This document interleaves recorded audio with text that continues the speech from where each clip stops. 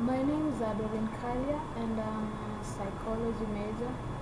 I'm talking about a sports film by the name Prefontaine, directed by Steve James.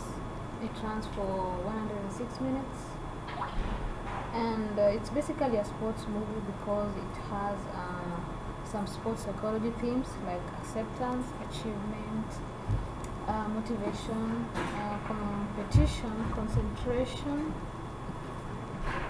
injury, peak performance, skill development, and teamwork. It talks about a young man by the name Steve Prefontaine. He was born naturally. He wasn't an athlete, so basically he had a problem with the left eye and the hand coordination. He used to play in the baseball team when he was younger, but he couldn't make it to the team as he was only 96 pounds.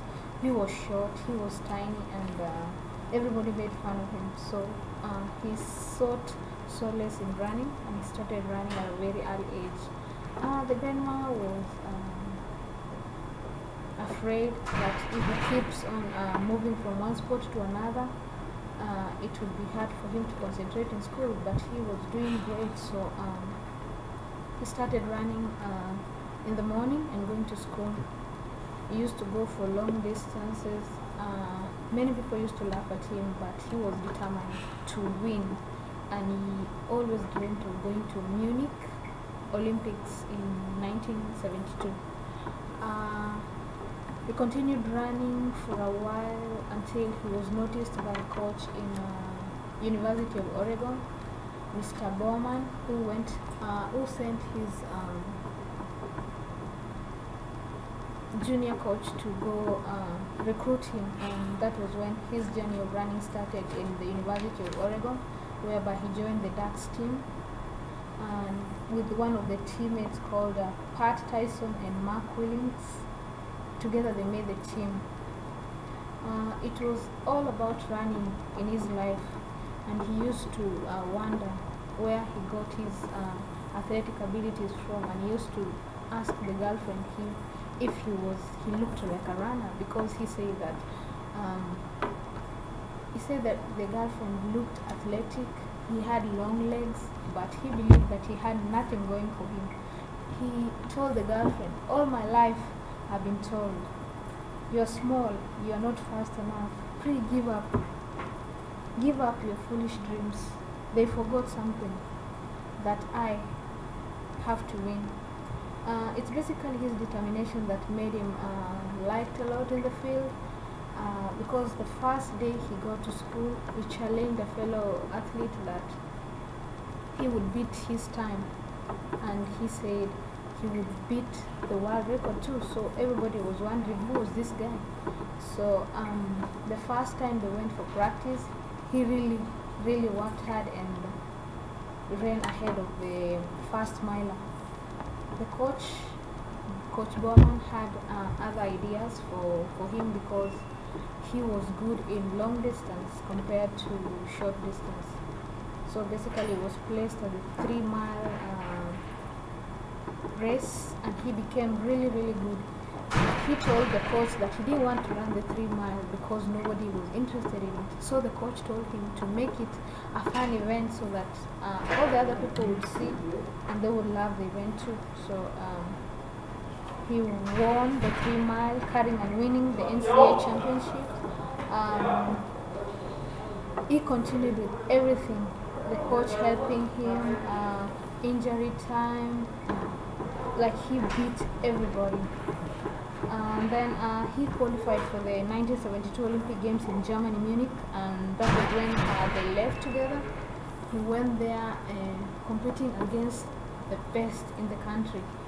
So when he got there, it was only his ability to run, like his courage to move on, which made him more important.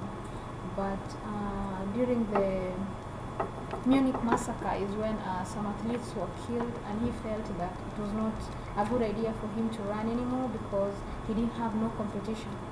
But the coach told him that he came there to run, so he had to go and run. So he didn't have a choice. He went back and ran. Ziggy, it died. What died? He went back and ran and actually qualified. Ziggy, ooh, it feels so good. Basically, the movie is not all about Prefontaine, but all about running and the themes that are employed in the movie. Basically, acceptance is when he accepted that he was not a good runner and instead concentrated on becoming a better one. Achievement oriented, he was so much focused on running that he didn't hear anybody's words of Steve, you're too small. Steve, you can't run. Steve, one leg is shorter than the other one. Steve, you can't compete against all these people. He hid that and continued running. Competition is when he put everything on the line. Like he ran, like the race in Munich is the one people said he ran his heart out. So that means he gave all he can.